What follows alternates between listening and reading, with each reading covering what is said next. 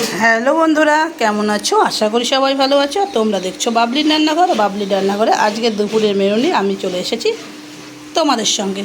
তাই দুপুরের মেনুতে কী কী আছে সেটাই তোমাদের দেখাচ্ছি।